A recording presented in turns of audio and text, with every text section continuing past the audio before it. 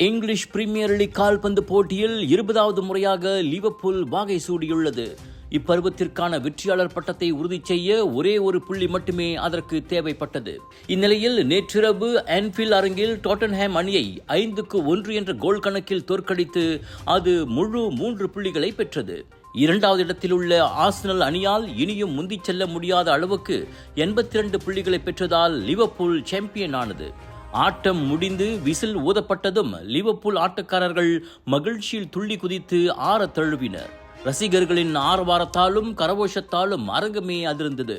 20வது முறையாக லீக் கிண்ணத்தை வென்றதை விட லிவர்பூல் ரசிகர்களுக்கு பெரும் ஆத்ம திருப்தி என்னவென்றால் பரம வைரியான மான்செஸ்டர் யுனைடெட் அணியின் சாதனையை சமன் செய்ததாகும். தற்போது மான்செஸ்டர் யுனைடெட்டை போலவே லிவர்பூலும் 20 முறை லீக் கிண்ணத்தை வென்றுள்ளது. இதையடுத்து உலகம் முழுவதும் உள்ள லிவர்பூல் ரசிகர்கள் தங்களின் தாரக முழக்கமான யூ நெவர் வாக் அலோன் என்பதை குறிக்கும் இன்பாவே ஹேஷ்டேக்காக பதிவிட்டு கொண்டாடி வருகின்றனர். இன்னொரு பக்கம் ஆர்சனல் ரசிகர்களுக்கு பெருத்த ஏமாற்றமாகும். தொடர்ந்து 3வது ஆண்டாக லீக் கிண்ணத்தை வெல்வதில் அது தோல்வி கண்டிருப்பதே அதற்கு காரணம்.